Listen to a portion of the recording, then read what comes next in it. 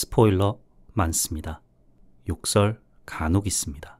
청취에 주의하시길 바랍니다.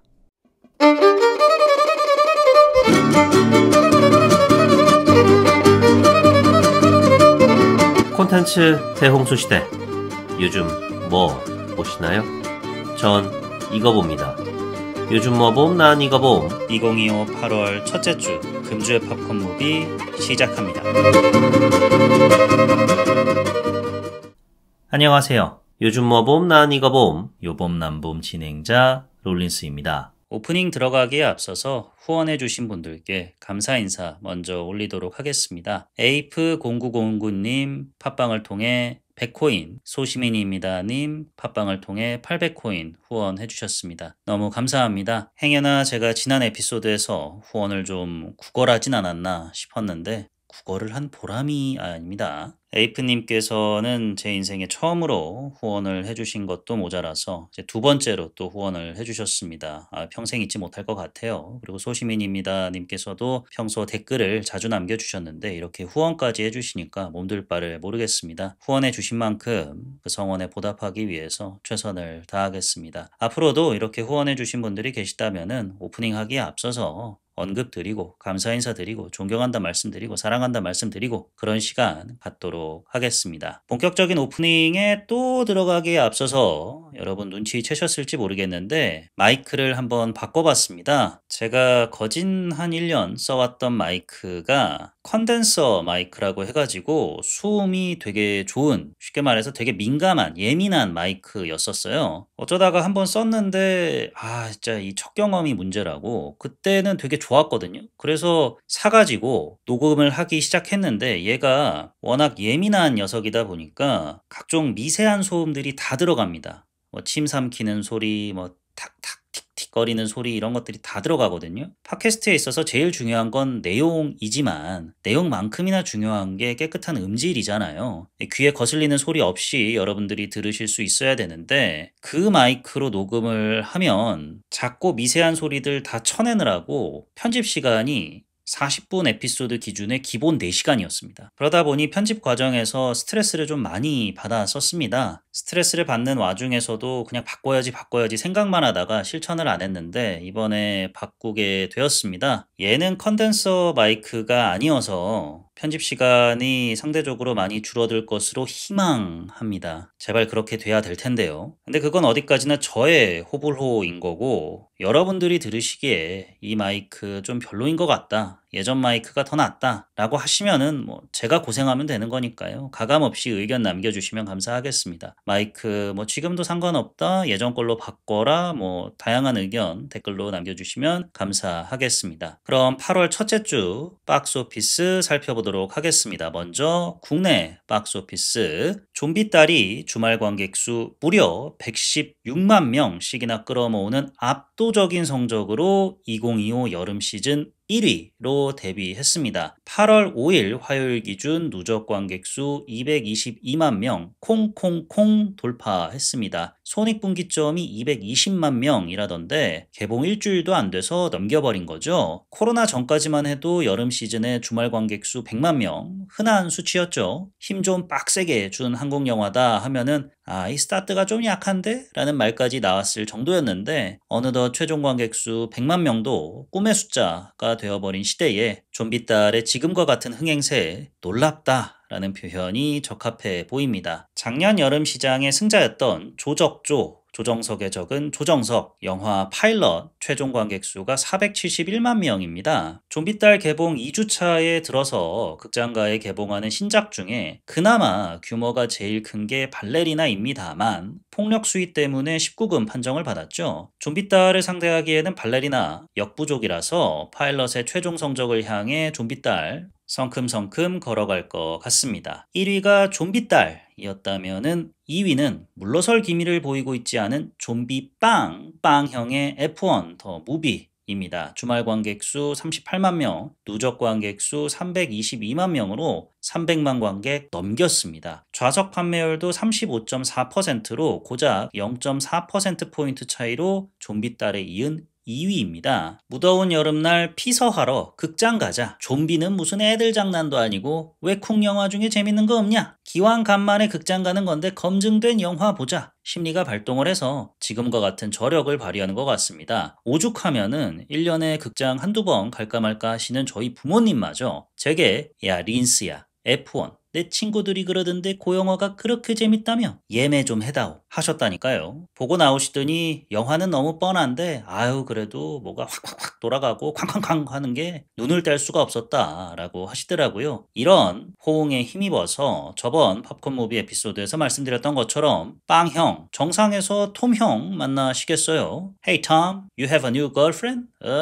26 years old 연하 man? You know what? My 여친 29 years old 연하 man? 이러시려나요? 아닙니다. 3위는 주말 관객 수 13만 명 동원한 킹 오브 킹스입니다. 누적 관객 수 104만 명 넘으면서 제가 가장 사랑하는 광고죠. 사랑의 하츄핑 이후 국내 애니메이션 역사상 네 번째 100만 관객 돌파작이 탄생했습니다. 좌석 판매율도 어째 다 주말 관객 수 순위 따라가네요. 역시나 3위입니다. 안정적인 흥행세를 보이는 만큼 사랑의 하츄핑을 넘어 마당을 나온 암탉 정조준까지는 힘들겠지만 200만 넘기기가 쉽지가 않을 테니까요. 뒷심 발휘해 주기를 기대해 봅니다. 4위는 안타깝습니다. 전지적 독자 시점입니다. 전주 대비 70% 넘게 하락한 11만 5천 명을 주말 3일 동안 불러 모았습니다. 누적 관객 수는 딱 100만 명으로 좀비 딸은 개봉 4일 만에 해낸 관객수 100만 돌파, 전독시는 이제서야 가까스로 해냈습니다. 전독시 폭망, 좀비 딸 대박을 보면서 좀비 딸 에피소드에서 말씀을 드렸듯이 좀비 딸 입장에서는 좀 억울할 수 있겠지만은 앞으로 한국 대작 영화 제작은 갈수록 줄어들 것 같고 초반 코믹, 후반 신파로 무장한 작품 제작은 늘어날 것 같습니다. 다양성이 사라져만 가는 한국 영화계 안타깝습니다. 불과 500명 차이로 드림웍스 애니메이션 배드가이즈 2 5위로 데뷔했습니다. 누적 관객 수는 23만 명이고요. 2022년에 개봉했던 전편의 국내 최종 관객 수가 41만 명입니다. 과연 넘길 수 있을지 지켜보기로 하고요. 6위부터는 주말 관객 수 10,000명대로 떨어집니다. 판타스틱 4가 전주 대비 전독시보다 살짝 높을 정도로 화끈한 하락세를 보이면서 6위로 추락했습니다. 주말 관객 수 6만 8천 명, 누적 관객 수 56만 명입니다. 최근 마블 개봉작 썬더볼츠의 최종 성적이 92만 명, 전전 개봉작 캡틴 아메리카 브레이브 뉴 월드가 165만 명이었던데 반해서 판타스틱 4의 56만 명,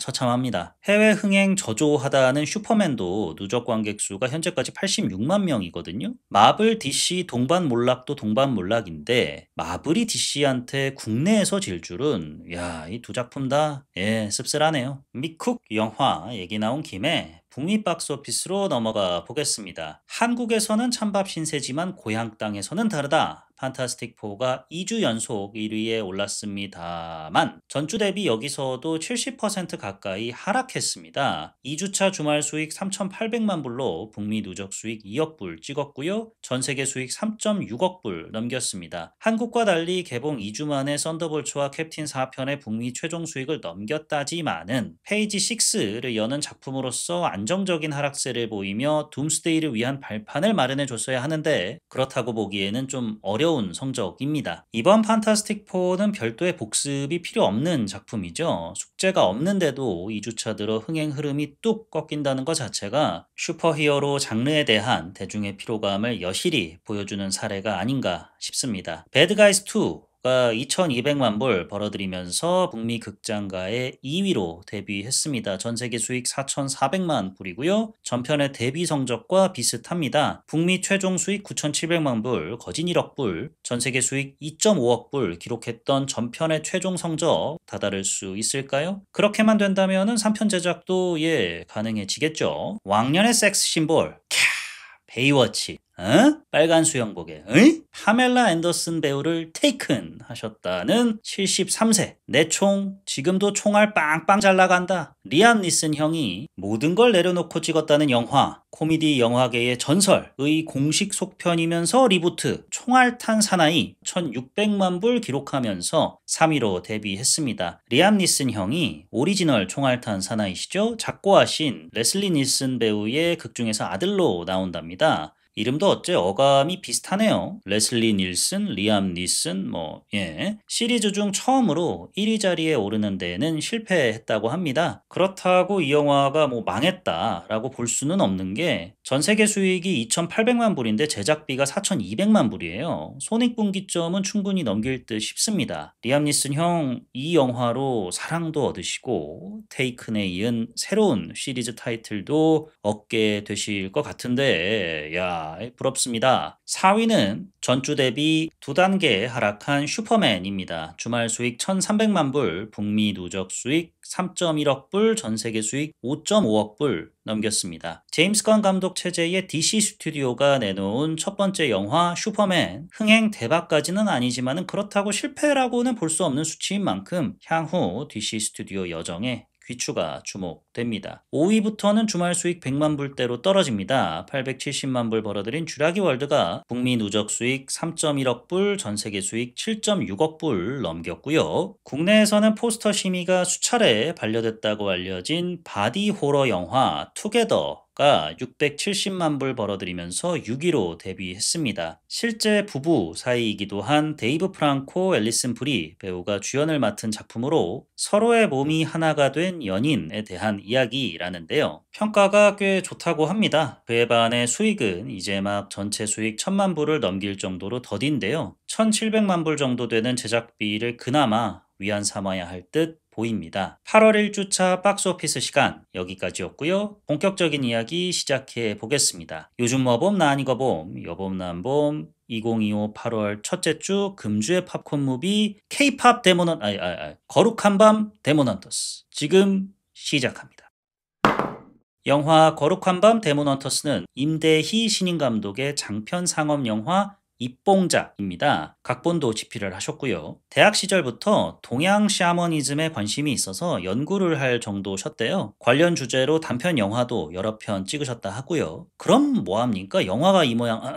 거룩한 밤 제작사 대표가 임 감독과 학교 선후배 사이인데 2018년에 우연히 마동석 배우를 만나게 됐대요. 그 자리에서 이런저런 얘기를 나누다가 본인의 단편 영화와 시나리오를 보여줬고 짝짝꿍이 맞게 돼가지고 임 감독, 마배우, 제작자 세 사람이 의기투합하게 됐다고 합니다. 거룩한 밤의 촬영은 2021년 6월 말에 시작을 해서 약 3개월 후인 9월 중순에 끝을 맺었습니다. 본래는 2022년 개봉을 염두에 두고 제작이 되어서 2022년 상반기에 블라인드 시사회도 가졌다고 합니다. 블라인드 시사회를 갖고도 3년이나 지나서 개봉하게 된 건데요. 이에 대해 임 감독은 후반 작업이 길어져서 개봉이 많이 미뤄졌다고 답했습니다. 제가 예상했던 것과는 다르게 거룩한 밤 CG가 은근히 많이 들어간 작품이더라고요. 손익분기점도 200만 명으로 손익분기점 220만 명인 영화 좀비딸의 제작비가 110억 원 정도로 알려졌으니까 이걸로 밀어보아서 거룩한 밤의 제작비는 해외 판매 이런 거 감안했을 때 100억 원 플러스 알파로 추정이 됩니다. 은근 규모가 있는 작품이다 보니까 후반 작업이 길어졌다라는 말씀이 이해가 되는 대목이긴 했습니다만은 영화 볼 때까지만 해도 범죄도시 1편 이전의 마동석 배우 주연작 같은 중소규모 작품인 줄 알았어요. 끝나고 찾아보니까 어라? 은근 규모가 있는 작품이었네? 영화를 참 저렴하게 보이게 만드는 재주가 우리 임 감독님 훌륭하시네 라는 인상을 받게 되었습니다. 개봉 당시 관객들도 비슷한 인상을 받으셨나 봅니다. 개봉 후 혹평을 면치 못한 끝에 최종 스코어 77만 명으로 손익분기점의 절반도 안 되는 성적을 거두는데 그쳤습니다. 7월 30일 넷플릭스를 비롯한 각종 OTT에 공개가 되었는데요. 넷플릭스에서는 공개 첫 주 비영어권 영화 분야의 4위로 데뷔를 했습니다. 조회수, 시청시간 등등 다 눈길을 끌지 못하는 성적이고요. 전 세계에서 톱10 안에 든 국가는 딱 하나,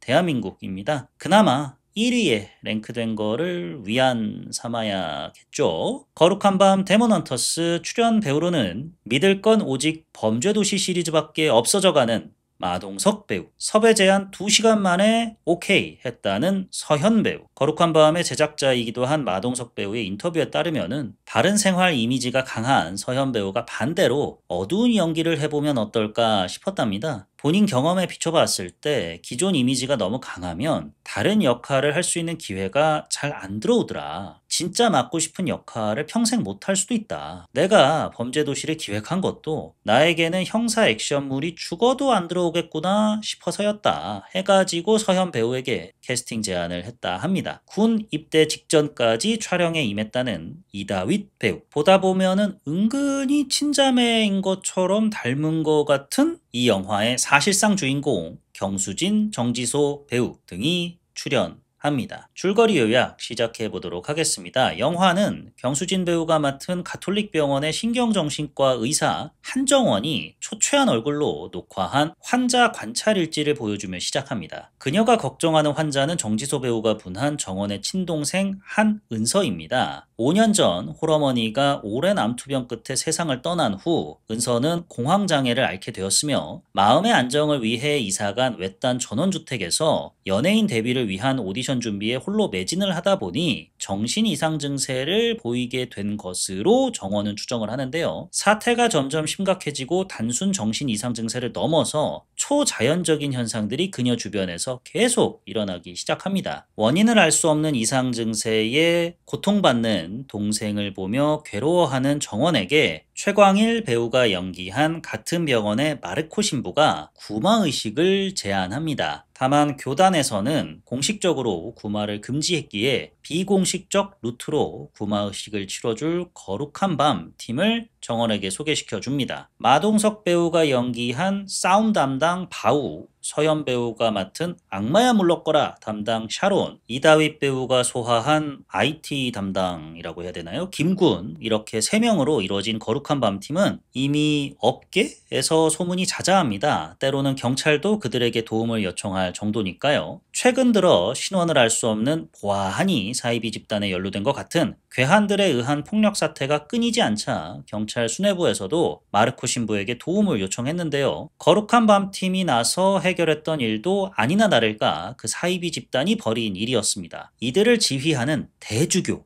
의 행방을 알아내려던 거룩한 밤 팀에게 정원이 찾아와서 동생을 구해달라 한 거죠. 마르코 신부가 소개해줬다는 말에 바우는 정원의 요청을 이런 지하에 거절합니다. 10수년 전 보육원에서 자란 바우에게는 친동생 같은 보육원 동생 요셉이라고 있었습니다. 둘 다 선택받은 소수의 인재들로서 바우에게는 최홍만 못지않은 핵꿀밤 파워가, 요셉에게는 악마를 끄집어낼 수 있는 영빨이 있었는데요. 특기를 살려서 바우는 지하세계의 일장이 되었고 요셉은 구마사제의 길을 걷게 되었습니다. 자기가 지냈던 보육원에 후원하러 갔던 바우는 악마를 끄집어내다 되려 악의 힘에 물들어버린 요셉이 힘을 더 키우기 위해서 보육원 아이들과 수녀님들을 다 죽이는 것을 무기력하게 지켜만 볼 수밖에 없었습니다. 보육원 사람들을 지켜주지 못했다는 자괴감에 괴로워하던 바우는 요셉을 쫓아 악마를 때려잡기 시작했는데요. 정원이 찾아간 이후 마르코 신부까지 바우를 찾아와서 은서를 도와달라 합니다. 마르코 신부가 교단 상부에 요셉이 흑화했다는 것을 보고를 했어야 하는데 요셉이 그런 길을 걷게 됐다는 것을 믿고 싶지 않은 나머지 상부에 보고하지 않았어요.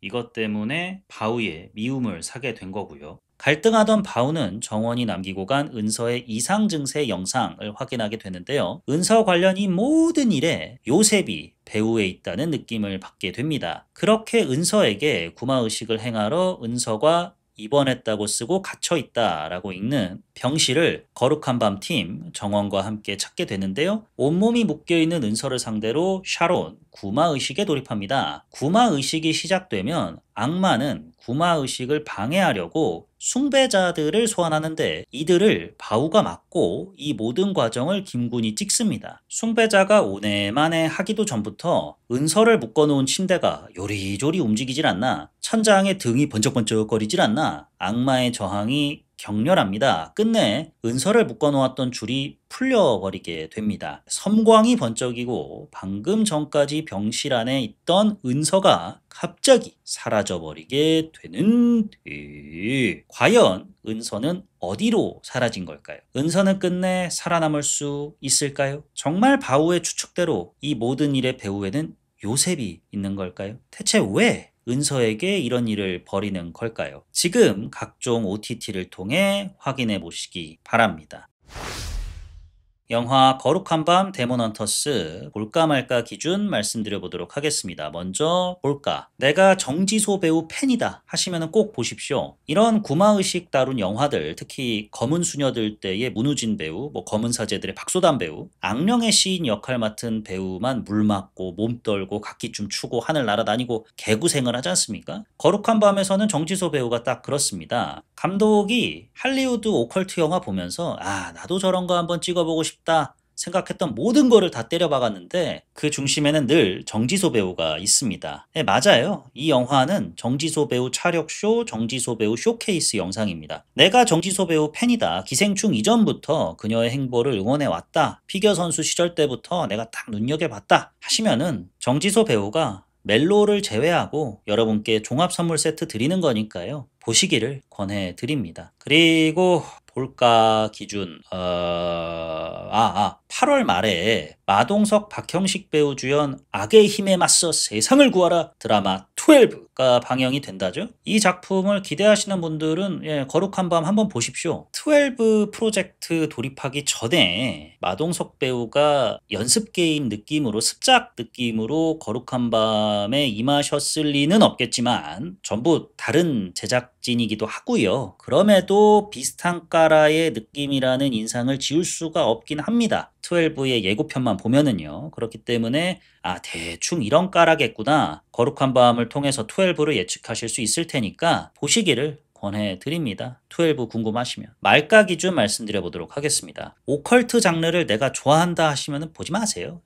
아쉬웠던 점에서 보다 자세히 말씀드릴 테지만 이 작품은 감독이 아까 볼까에서도 살짝 언급을 드렸듯이 자기가 인상 깊게 본 영화들을 한번 다 찍어보고 싶었나 봐요. 하고 싶었던 게 너무 많아요. 외람된 말씀이지만 이런 욕심을 뒷받침할 만한 실력은 아쉽게도 딱히 이게 어디서 노골적으로 드러나냐면 구마의식이라는 것 자체가 판타지고 우리나라에서는 검은 사제들, 수녀들 시리즈도 있고 이런저런 구마를 소재로 한 다른 한국 작품들이 있다고는 합니다만 여전히 생경한 요소이기 때문에 현지화를 시도해야 한단 말이죠. 검은 땡땡땡 시리즈들 보면은 늘 무당들이 먼저 나오잖아요. 무당들이 그 고생을 해봤는데도 안 되더라. 그래서 사제들이 출동을 했다더라. 검은 수녀들에서도 송혜교 배우가 조언을 구하러 무당에게 간댄다. 이를 이제 지켜본 전여빈 배우가 아니 무슨 수녀가 무당을 찾아? 이런 이제 빌드업을 한단 말이죠. 거룩한 밤 얘는 그런 거 없어요. 그냥 다 합니다. 좋아요.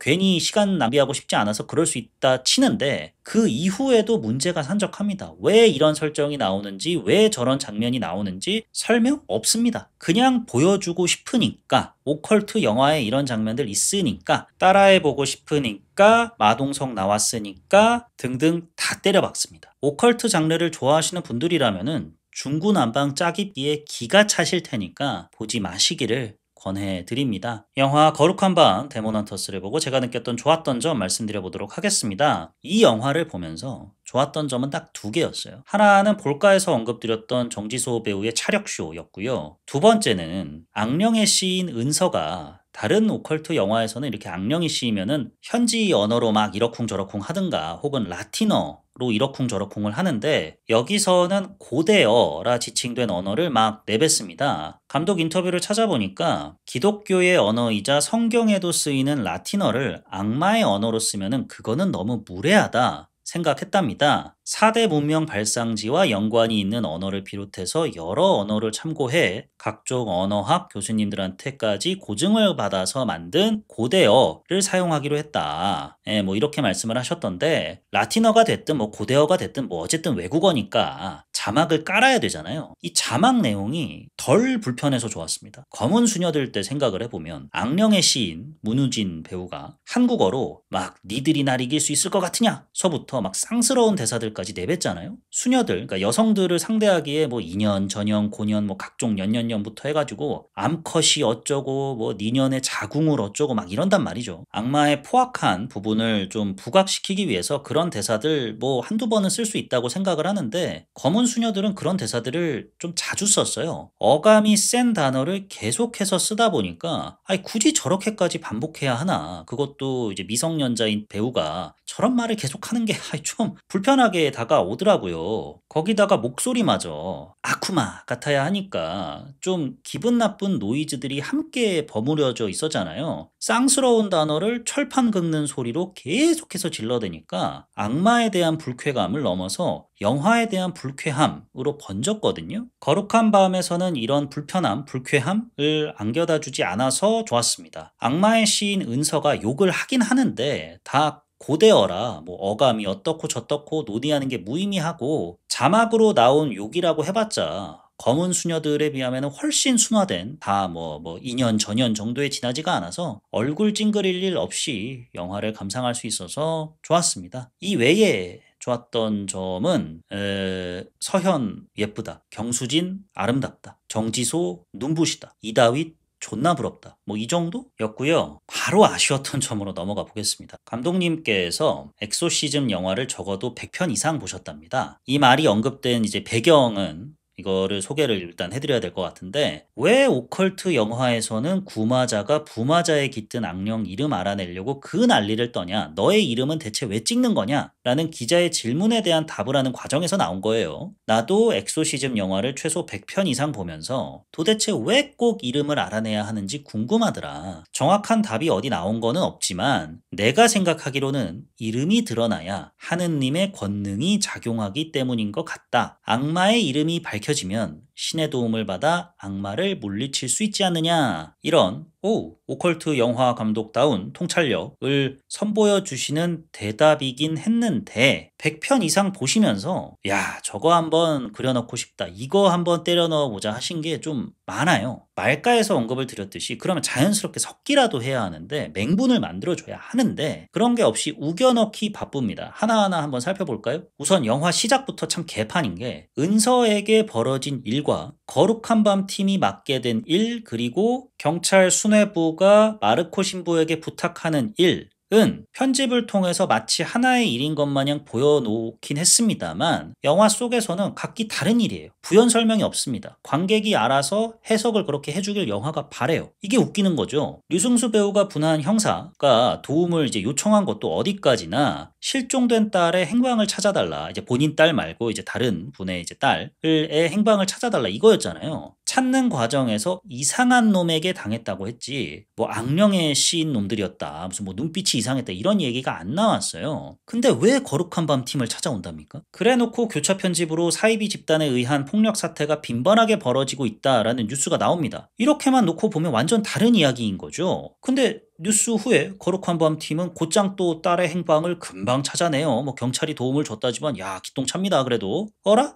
근데 또 보니까 이 행방불명됐다는 장소 그 사이비 집단 놈들의 은거지 중에 하나 같네? 아니 실종된 딸이 뭐 하다못해 그 아버지의 입을 통해서 얘가 최근부터 성경 공부에 심취를 하더니 그 이후로 얘가 행방불명이 됐다더라 뭐 이런 말이 나오면 모르겠는데 그런 것도 없이 그냥 갖다 붙여놓고 보는 거예요. 왜? 마동석 배우가 액션을 해야 하니까. 그런 설명할 시간에 그냥 마동석 짱짱맨 한 번 더 보여주면 되니까. 마동석이 악마 숭배자들 상대로 원투 잽잽하는 거 보여줘야 하니까 여러분들 이거 보시려고 극장 오신 거죠? 클릭하신 거죠? 해야 하니까. 이게 전부예요. 촬영이라도 깔끔하게 하면 모르겠는데 이것도 엉성한 게 분명히 마동석 혼자서 악마 숭배자들을 상대를 하다가 뒤에는 아무도 없어요. 마동석 일당백이에요. 그러고 문을 열었는데 바로 다음 커트에 서현과 이다윗이 마동석 뒤에 서 있어. 이게 뭐야 이게. 연결이 엉망이에요. 오프닝부터 이 모양인데 그 다음은 뭐 어떻겠습니까? 뭐 온갖 오컬트 영화 짜깁기 들어갑니다. 은서가 어쩌다 이렇게 되었는가? 를 보여주는 기본 그 골자는 영화 파라노멀 액티비티와 언프렌디드에서 빨아오고, 은서가 살고 있는 전원주택과 악령이 깃든 후 보이는 이상행동은 엑소시스트에서 빨아오고, 바우가 겪고 있는 트라우마를 형상화한 악령은 CG 캐릭터는 연상호 감독의 드라마 지옥에서 빨아오고, 이거 중구난방입니다. 그래, 뭐 이제 이 세상에 오리지널이라 볼 수 있는 것도 없고 빨아오는 거 좋다 이겁니다. 그러면은 당위성이라도 부여를 해야 할 거잖아요. 정원이 은서 관찰 일지를 셀프 카메라로 찍는다. 여기까지는 오케이. 그럴 수 있어요. 신경정신과 의사가 돈이 어디서 나가지고 저런 전원주택으로 이사를 갔는지는 뭐 지방에 싼 데 찾았나 보지 하면서 넘어갔어요. 전원주택을 가면서부터 요상해집니다. 이 관찰 일지가요. 집 내부에 CCTV가 도처에 깔려 있어요. 스마트홈 시스템 어쩌고 저쩌고 하면서 이유를 알려주는데, 스마트홈 시스템 이꼬르 CCTV 다량 설치인가요? 말이 안 되잖아요. 내 집인데 왜 CCTV를 그렇게 많이 설치를 해요? 설치를 해도 주로 이제 뭐 거실 같은 데나 한 군데 설치를 하고, 안방이나 이런 데는 뭐 애들이 있지 않은 한은 안 설치를 안 하잖아요. 하다못해 은서가 그 이상 행동을 보이기 시작하면서 뭐 공황장애가 더욱더 심각해지면서 이제 언니 된 마음으로 너무 염려돼가지고 CCTV를 이곳저곳 설치를 하기로 했다라는 얘기가 나오면 몰라. 이사 가자마자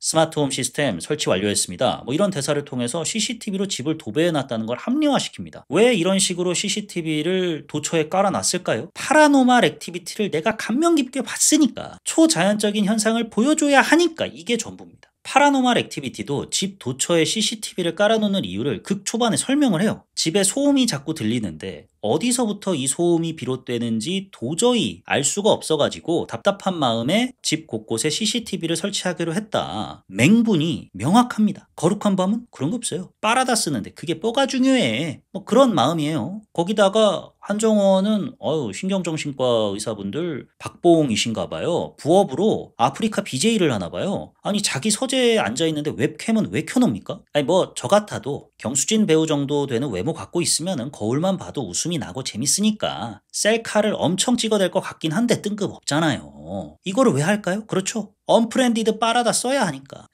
그런 앵글 중요하니까. 간단합니다. 우스꽝스럽죠. 어이가 없죠.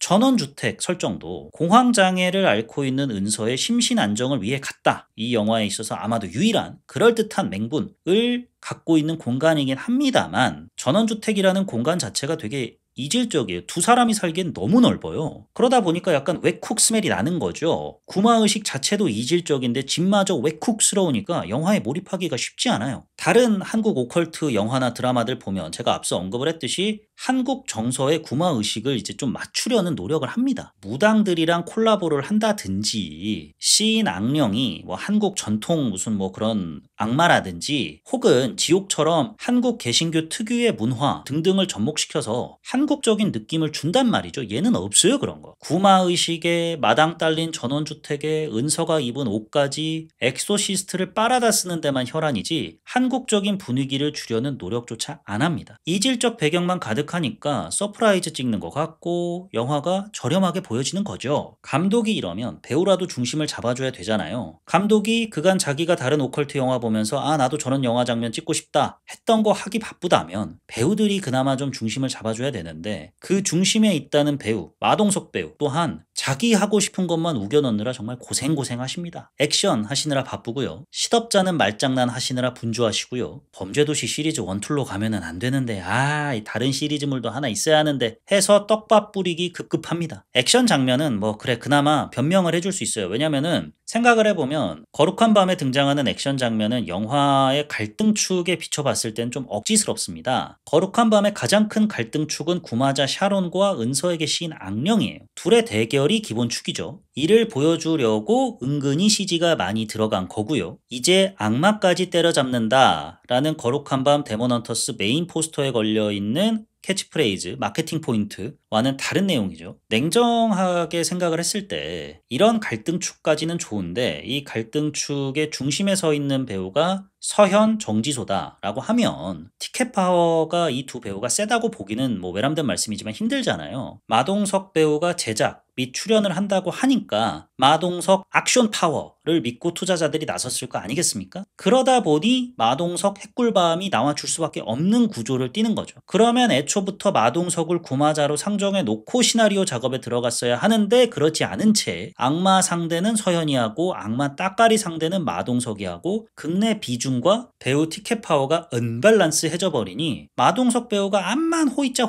액션 장면을 펼쳐도 겉도는 거예요. 아니 그럼 그동안 저 다른 애들은 어떻게 하고? 구마자는 그냥 안전하게 있는 거야? 뭐야 저게? 아니 뜬금없이 여기서 악령이 왜 나와? 아니 벽에서 갑자기 왜 나오는 거야? 뭐야 이게? 약간 이렇게 어이없는 장면들이 속출하게 되는 거예요. 그렇다고 그 악마들이 입고 있는 의상도 너무 촌스럽고 액션 장면도 뭐 우리가 흔히 아는 마동석 배우의 액션 그 이상 그 이하도 아니고 뭐 새롭지도 않고 참신하지도 않고 촌스럽게만 느껴지고 보면 볼수록 서프라이즈 같았다. 이 와중에 마동석 배우 계속 가짜는 드립을 쳐댑니다. 유머 타이밍이 정말 최악인 게 심각한 상황이 일단락이 되고 나서 분위기 환기 차원으로 유머를 치면 모르겠어요. 분위기가 심각해지려고 할 때 유머를 내뱉습니다. 가뜩이나 영화가 저렴해 보여서 집중하기 힘든데 분위기마저 그것도 주연 배우이자 제작자란 양반이 끊임없이 박살내는 거죠. 그 중에서 와 뚜껑을 왜 가져왔어? 두꺼운 옷 가져오라니까. 이 대사는 정말 7광구의 박스 치워 수준이었습니다. 마동석 배우 말로는 유머가 없는 버전과 있는 버전으로 호응도 조사를 했대요. 블라인드 시사회 뭐 이런 거를 통해서 하신 거겠죠. 유머 있는 버전이 압도적으로 반응이 좋았답니다. 특히 어린 관객들 학생 측이 너무 좋아하더라. 그래서 지금과 같은 버전으로 나오게 됐다. 유머를 넣을 때 분위기 환기가 되는 건지 리듬이 끊기는 건지 테스트를 많이 한다. 데이터로 뽑아보기까지 한다. 라고 밝히셨는데 일단 호응도 조사 그 집단을 바꾸시고요. 데이터 뭐 분석가라고 해야 하나요? 여튼 애초부터 흐름 다 끊는 방향으로 기획하신 게 아니라면은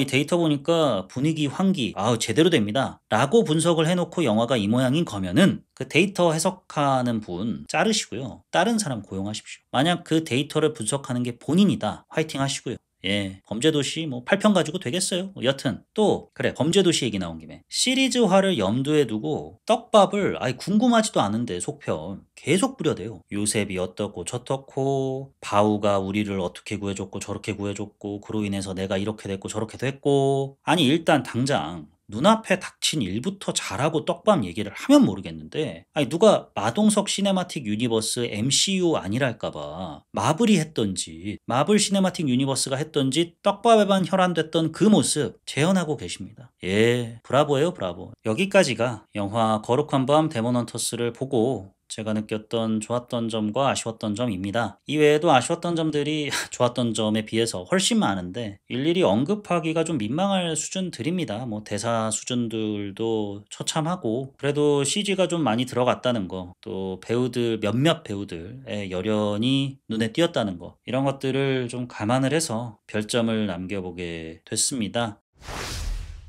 영화 거룩한 밤 데몬 헌터스에 대한 제 별점은 2.0 이건 좀 입니다. 아쉬웠던 점에서 언급했던 것들에 비하면은 준수한 점수죠. 욕심을 줄이고 하고 싶은 거 참아가면서 적재적소에 가진 역량을 동원을 했더라면 악마까지 때려잡는다? 라는 말이 어느 정도 다가왔을 것 같아요. 야, 이제는 마동석 시네마틱 유니버스가 이렇게까지 넓어지는구나. 이제는 초자연적 오컬트 판타지 영역으로 넘어가는구나. 라는 생각을 안겨다 줬을 텐데 제작자, 배우, 마동석의 욕심, 감독의 욕심 등이 빚어낸 좀 아쉬운 지점들이 너무 많이 노출이 되어서 2.0 이건 좀을 주게 됐습니다. 여배우들의 열연들이 없었다면은 2.0도 참 감지덕지였을 겁니다. 영화 거룩한 밤 데몬 헌터스에 대한 제 한 줄 평은 하고픈 것만 우겨넣기 바쁘다입니다. 한 줄 평 그대로입니다. 뭐 부연 설명 더 이상 필요 없을 것 같아요. 감독도 그렇고 뭐 다 자기 하고 싶은 것만 하느라 바빠요. 흥행 실패는 당연한 결과가 아니었나 싶습니다. 마동석 배우께서 요즘과 같은 극장 환경에서는 흥행을 쉽게 예측하기가 어렵다. 마음을 내려놔야 한다고 말씀을 하셨던데 거룩한 밤 데몬 헌터스가 왜 실패를 했는가에 대해서는 극장 환경 탓하지 않으시기를 바라겠습니다. 그게 훌륭한 제작자의 덕목 아니겠습니까? 여기까지가 요즘 뭐 봄 난 이거 봄 요봄 남봄 8월 첫째 주 금주의 팝콘 무비 영화 거룩한 밤 데모넌터스 에피소드였습니다. 바뀐 마이크 어떠셨나요? 여러분의 솔직한 감상평 남겨주시면 감사하겠습니다. 야, 마이크 문제가 아니야 너는 쉬기야. 뭐 이런 것도 좋으니까요. 예, 뭐 댓글 많이 남겨주시면 감사하겠습니다. 지금까지 저는 진행자 롤린스였고요. 들어주셔서 대단히 감사합니다.